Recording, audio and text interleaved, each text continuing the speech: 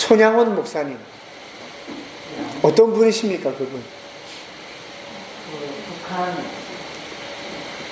사람은, 북한으로 넘은 사람은 자기 아들을 잃었잖아요. 아들을 잃었는데 그 아들을 쏜 사람을 내 아들부터 삼았잖아요. 양자로. 예. 네, 그렇게 했는데.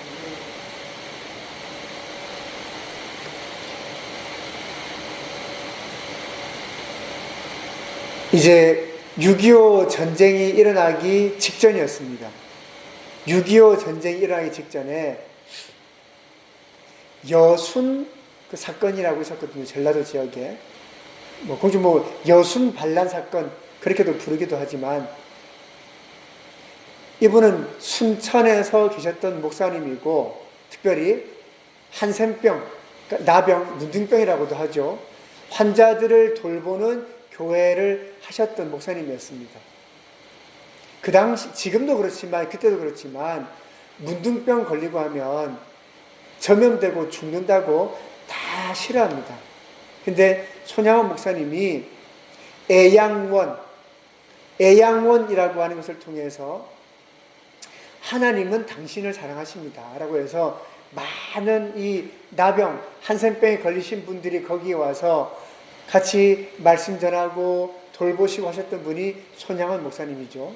근데 그 지역에 지금 이제 여순 반란 사건이라고 하는 그 사건이 있었을 때 자기 두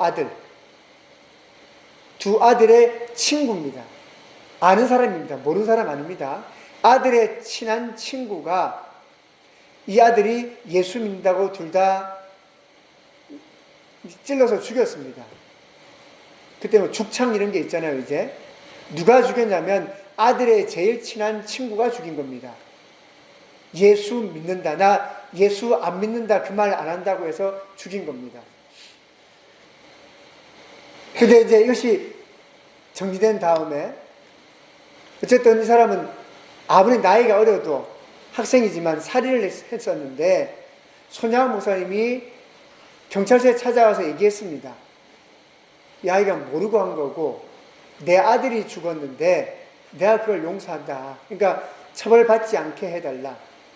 그리고 내가 이 아이를 내 양자 삼겠다. 내 두 아들이 다 죽어서 나는 이제 아들이 없는데 내가 내 아들을 죽인 저 아이도 내가 원래 알던 내 아들의 친한 친구였기 때문에 내가 그를 내 아들 삼겠다. 그래서 양자 삼았습니다. 그리고 곧 얼마 안 돼서 6.25 전쟁이 터졌습니다. 순천 지역에 이제 북한의 공산당들이 쳐들어오고 있을 때 손양원 목사님이 교회를 떠날 수가 없습니다. 왜? 특별히 우리 교회는 보통 교회도 아니고 나병 환자들이 있는 교회니까 이 사람들 버리고 내가 어떻게 갑니까? 왜? 다 같이 피난을 간다면 갈 수 있겠는데 나병 환자 간다면 누가 좋아합니까? 이 사람들 아무 데도 못 갑니다. 나병 걸렸다고. 그러니까 목사님이 내가 어떻게 우리 교회 성도들 버리고 나 혼자 살겠다고 갈 수 있는가? 나는 못 간다. 안 가셨죠. 그리고 공산당들 왔을 때 목사라고 해서 총살당해 죽었죠. 돌아가셨습니다. 그렇게. 두 아들이 잃었고 목사님도 돌아가셨죠. 근데 목사님 그렇게 죽을 때에 그 감옥에 이제 죽기 전에 예수 믿는다고 많이 잡혀왔을 거 아닙니까? 예수 믿는 사람들. 젊은 학생이 있었다고 합니다. 이제 곧 총살돼서 죽는 걸 아니까 그 학생이 벌벌벌 떨고 있는 겁니다. 근데 목사님이 그 학생에게 얘기했다고 합니다. 학생은 죽지 않는다. 학생은 죽지 않는다. 근데 그 말을 들을 때 그때 학생이 지금은 이제 할아버지죠. 얼마나 시간이 지났습니까? 그 학생이 그때 그 말을 들을 때 마음이 편안하고 위로가 되더랍니다. 그리고 이 학생도 손양원 목사님도 다 끌려나가서 이제 총살을 당하는데 나중에 간증이 그겁니다. 그 살아남은 그분의 얘기가 그겁니다. 막 총을 쏘는데 이상하게 나는 총알이 안 맞더란 말입니다. 나는. 근데 사람들이 막 쓰러지니까 거기에 파묻혀서 나도 쓰러지긴 했는데 나는 총에 맞지 않아서 나는 안 죽었다는 겁니다. 그때. 아, 정말 손양호 목사님이 나한테 말해주신 그 얘기가 진짜 하나님이 나한테 말해주신 거였구나. 근데 자기는 목사님 바로 곁에 있으니까 목사님 죽는 걸 바로 앞에서 보는 겁니다. 근데 목사님께서 마지막에 돌아가시면서 뭐라고 하셨냐면, 예수님, 이들이 알지 못하고 죄를 짓는 것입니다. 이들의 죄를 용서해 주십시오. 라고 기도하면서 목사님이 죽으셨다는 겁니다. 그 총살을 당하시면서. 자기가 목사님 말씀하신 것처럼 나는 안 죽었고, 목사님께서 돌아가시기 전에 자기에게 총을 쏘는 그들을 위해서 예수님, 이 사람들이 몰라서 하는 겁니다. 몰라서 하는 거니까 예수님, 이들의 죄를 용서해 주십시오. 라고 기도를 하셨다는 겁니다. 이 사람이 살아남았으니까 간증을 하는 거죠. 사실을 알려주는 겁니다. 손양원 목사님이시죠. 교회를 거짓으로 핍박하고 교회를 조롱하는 이 세대에 우리가 원수도 사랑하는 마음을 가지기를 원합니다. 우리가 얼마 전에 그 얘기를 나눴었는데, 교회가 승리하는 두 가지 방법이 있습니다. 첫 번째, 사랑으로 진리를 전한다. 그리고 모든 것에서 예수님에게 나아간다. 우리는 세상의 빛입니다. 우리는 세상의 소금입니다. 이 빛을 잃으면 안 됩니다. 소금이 짠맛을 잃으면 안 됩니다. 누가 뭐라고 해도 옳은 것을 옳다고 하고 핍박받는, 어려움 당하는 사람들의 곁에서 함께 싸워줄 수 있어야 됩니다. 그리고 이웃사랑 아시죠? 잘못된 것을 잘못되다고 알려주고 고쳐서 그 사람이 살 수 있도록 하는 것이 이웃사랑입니다. 레위기서에 그렇게 적혀 있습니다. 이웃사랑이 뭔가에 대해서.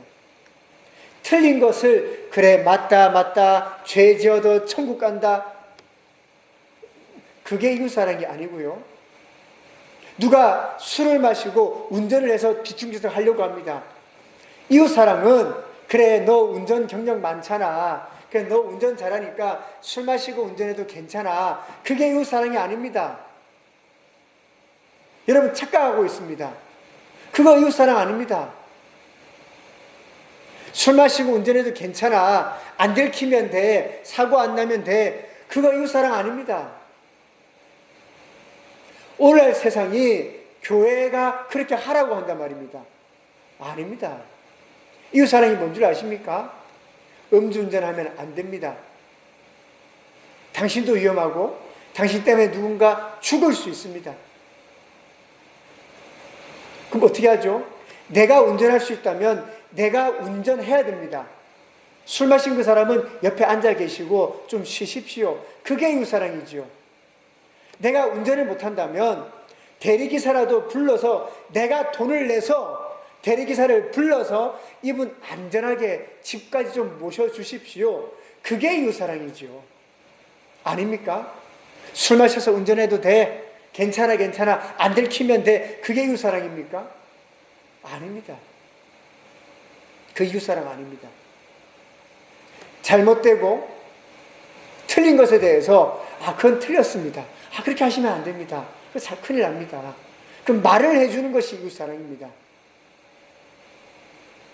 동성애요? 안 됩니다. 동성애하면 에이즈가 얼마나 걸리는데요. 그 평생에 그 고통받습니다. 인간의 삶이 파괴됩니다. 그거 하면 안 되는 겁니다. 성경에도 나옵니다. 죄라고 나옵니다. 아니, 성경에서 죄라고 하는 것을 우리가 어떻게 축복해 줄 수 있습니까? 축복 못합니다. 그렇게 하시면 안 됩니다. 평생에 그 질병과 악한 것, 얼마나 고통받는지 모릅니다. 그렇게 하면 안 됩니다. 제가 말씀드렸잖아요. 전 세계에서 유일하게 대한민국만 에이즈 환자가 급증하고 있다. 왜? 그 10대 때 그 동성애 때문에 그렇습니다. 아주 심각합니다. 정말 심각합니다. 이거 알아야 됩니다. 그때는 모르고 했는데, 모르고 했어도 병에 걸리면 그 책임은 지는 겁니다. 모르고 했다고 지나가진 않잖아요. 아닌 걸 아니라고 하고 틀린 걸 틀리다고 얘기해 줄 수 있어야 됩니다. 바로 잡아줄 수 있는 것, 그거 해야 됩니다. 그 교회가 할 일인 것이죠. 예수 제대로 믿어야 됩니다. 아멘. 예수 제대로 믿으려면 예수 그리스도의 복음이 무엇인지 제대로 알아야 됩니다. 복음은요, 좋은 소식입니다. 뭐가 좋은 소식입니까? 예수님의 죽음, 장사, 부활입니다. 아멘. 좋은 소식은 그리스도의 죽음, 장사, 부활에 믿음으로 응답하는 모든 사람 구원을 준다는 것입니다. 아멘. 예수 그리스도의 죽음, 장사, 부활에 믿음으로 응답하는 모든 사람에게 구원을 준다. 그게 좋은 소식입니다. 아멘. 믿음으로 응답하면 구원받습니다. 선택받은 사람만요? 아니요. 모든 사람이 구원받습니다. 예수 믿으면 구원받습니다. 아멘. 근데 예수 믿으면이라고 할 때 예수님의 무엇을 믿어야 됩니까? 아니, 성경이 있는데 성경 어떤 걸 믿으면 되지요? 라고 물을 때 구체적인 답이 필요하잖아요. 근데 이렇게 얘기해야 됩니다. 예수 믿으면 구원받습니다. 근데 예수님의 죽으심과 장사되심과 부활하심을 믿으면, 믿음으로 응답할 때 누구든지 어느 나라 사람인지 나이가 어떻게 되는지 이게 아직 상관없습니다. 그냥 모두 다 누구나 구원받습니다. 고린도전서 15장 1절부터 4절 말씀인데요. 우리 같이 한번 읽겠습니다. 내가 여러분에게 전한 복음을 일깨워 드립니다. 여러분은 그 복음을 전에 받았으며 또한 그 안에 서 있습니다. 내가 여러분에게 복음으로 전해드린 말씀을 굳게 믿지 않고 그것을 굳게 잡고 있으면 그 복음을 통하여 여러분도 구원을 얻을 것입니다. 그리스도께서 성경대로 십자가에 죽으시고 장사되시고 3일 만에 부활하셨습니다. 이것을 믿으면 구원받습니다. 이 복음은요, 딴 얘기가 되면 안 됩니다. 예수님의 죽으심, 장사되심, 부활하심은 다른 사람 볼 거 없습니다. 나와 하나가 돼야 됩니다. 복음과 내가 인격적으로 만나야 된단 말입니다. 아멘. 성경책 들고 다닌다고 구원받는 거 아닙니다. 성경책 이거 읽기만 한다고 구원받는 게 아닙니다. 교회 왔다 갔다 하신다고 구원받는 거 아닙니다. 그러면요, 예수님의 그 복음이 나와 인격적으로 하나 되는 겁니다. 예수님이 죽었습니다. 그러면 나도 죽어야겠구나.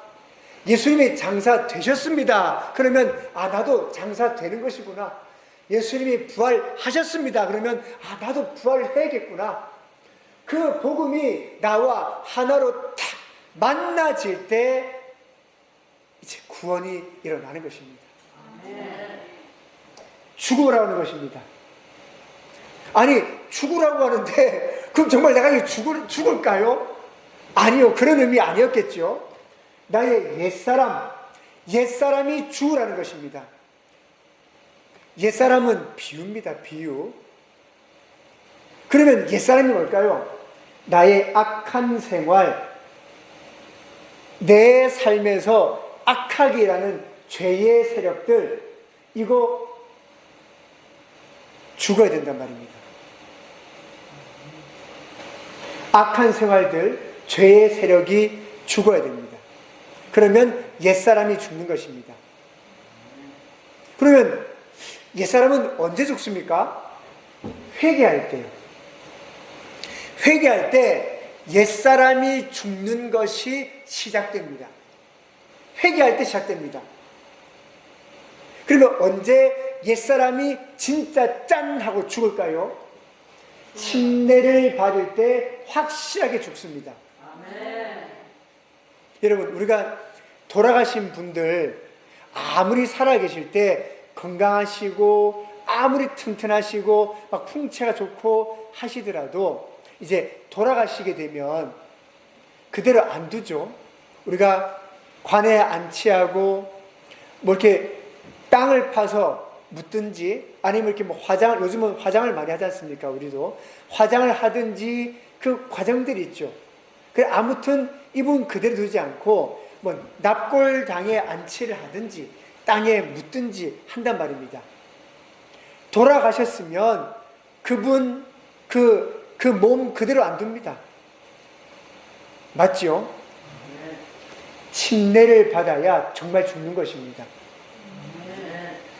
침례를 받는 것이 마치 우리가 돌아가신 그분을 이제 화장하는 것, 혹은 돌아가신 그분을 이제 땅에 이제 안장하는 것, 그게 바로 침례와 같단 말입니다.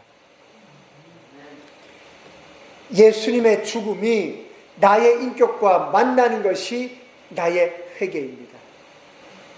우리가 회개하면 옛사람의 그 악한 생활과 죄의 세력들이 죽기 시작합니다. 그런데 죽었으면 그대로 두면 안 됩니다. 돌아가셨다면 그대로 두면 안 되죠. 예수 이름으로 침례를 받아야 정말 죽었다라고 이제 확증되는 것입니다. 우리 말씀 같이 한번 읽겠습니다. 그는 우리 죄를 자기의 몸에 몸소 지시고서 나무에 달리셨습니다. 그것은 우리가 죄를 죽고 의에 살게 하시려는 것이었습니다. 아멘. 우리가 십자가를 바라볼 때마다 나의 죄를 자복하는 회개함이 있습니다. 그러면 그게 바로 죽는 것입니다. 죄에는 죽는 것입니다. 그럼 왜 죄에 대해서 죽어야 할까요? 그건 내가 살아야 하기 때문입니다. 내가 살아야 하기 때문에 죄가 죽어야 되는 것입니다. 장사 지내죠? 예, 아까 말씀드린 바로 그것입니다. 옛 죄와 옛 생활을 묻는 겁니다. 아멘. 자, 어떻게 장사됩니까? 물 침례 받을 때 이제 장사되는 것입니다. 아멘. 물 침례 어떻게 받죠? 물 속에 완전히 잠기며, 우리 이한기 부모님 기억하시죠? 그때 풍덩했잖아요, 우리가. 예수 이름으로 받는 침례, 이것만이 그리스도와 함께 장사된 것을 어떻게 해요? 제대로 나타냅니다. 다른 거 없습니다. 다른 방법 없습니다. 이것만이 장사되는 것입니다. 아니, 사람이 돌아가셨는데 팔만 묶겠습니까? 다리는요? 그러면 머리는요? 아니요. 온전히 다 장사 지내야죠. 온전히 다 묻어야죠, 우리가. 그래서 물속에 완전히 잠기는 것은, 사람이 물에 들어가면 못 살잖아요. 죽잖아요. 숨을 못 쉬니까. 그래서 내가 침례 받을 때 물속에 잠기는 것은, 아, 내가 이제 죽었습니다 라는 것을 상징하는 것입니다. 근데 그때 하나님 일하십니다. 장사되면 우리가 정말 이 사람은 죽은 것이 맞습니다 라는 거죠. 우리가 예수 그리스도의 이름으로 침례를 받을 때, 물속에 온전히 잠기게 될 때 이분이 죽은 것이 맞습니다라는 것입니다. 무엇이 죽었습니까? 나의 죄가 죽었습니다. 나의 문제들이 죽었습니다. 지옥에 가야 될 나의 영적 운명이 이제 하나님의 나라 천국으로 인도함을 받습니다. 예, 내 속에 악한 것이 죽었다는 말입니다. 그렇게 죽는 것입니다. 근데 아직 끝나지 않았죠. 예수님의 부활이 남았잖아요. 부활. 우리 말씀도 같이 한번 읽겠습니다. 침례를 받아 그리스도에서 하나된 이는 모두 침례를 받을 때에 그와 함께 되었다는 것을 여러분은 알지 못합니까? 그러므로 우리는 침례를 통하여 그의 죽으심과 일어남으로써 그와 함께 붙였던 것입니다. 아멘. 여러분이 받으신 침례가 바로 이런 의미를 가지고 있었단 말입니다. 근데 거기서 멈추지 마십시오. 우리는 부활해야 합니다. 아멘. 우리는 성령 안에서 새 생명을 얻습니다. 이제 죽었으니까 예수님께서 3일 만에 부활하신 것처럼 나도 부활합니다. 아멘. 그래서 내 속에 성령의 기쁨이 채워질 수 있도록 여러분 기도하셔야 됩니다.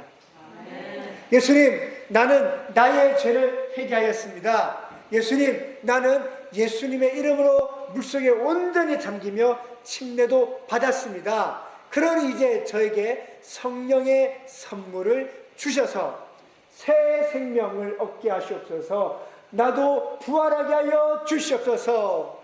그것이 바로 우리의 부활입니다. 우리의 신앙의 정점이 뭡니까? 우리가 믿는 것의 최고의 최고가 무엇입니까? 부활입니다. 우리가 믿는 것이 무엇이죠? 한마디로 말한다면 우리는 부활하는 것입니다. 그것이 내 믿음의 최고인 것입니다.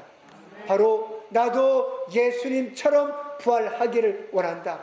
나도 예수님처럼 살아서는 영원히 살고 죽어서도 다시 부활한다. 그것이 우리의 믿음인 것입니다. 예수 믿으면 우리는 죽음과 상관없습니다. 죽음을 승리하신 그분의 승리가 우리에게 승리를 주십니다. 아멘. 성령은 새 생명을 여러분에게 줍니다. 우리 말씀 같이 한번 읽겠습니다. 그것은 그리스도 예수 안에서 생명을 위하여 성령의 복이 당신의 죄와 죽음을 보내서 영원히 주옵니다. 아멘. 여러분 해방됩니다. 해방될 수 있습니다. 죄의 법에서 해방됩니다. 죽음의 법에서 해방됩니다. 예수 그리스도 안에서 생명을 누리게 하는 성령의 법이 여러분을 죄와 사망의 법에서 해방하였습니다. 아멘. 이제 여러분 무엇을 기대하십니까? 성령의 충만함입니다. 무엇을 소망하십니까? 성령의 충만함입니다. 오직 성령의 충만함, 오직 성령의 충만함, 오직 성령의 충만한 마음을 기대하시기를 바랍니다. 주님 우리 안에 역사하십니다. 아멘. 성령의 충만함, 우리도 부활해야 합니다. 우리도 부활하는 것입니다. 우리 함께 찬양하시겠습니다. 우리도 부활의 소망으로 나아가겠습니다. 우리도 부활의 소망으로 나아가겠습니다.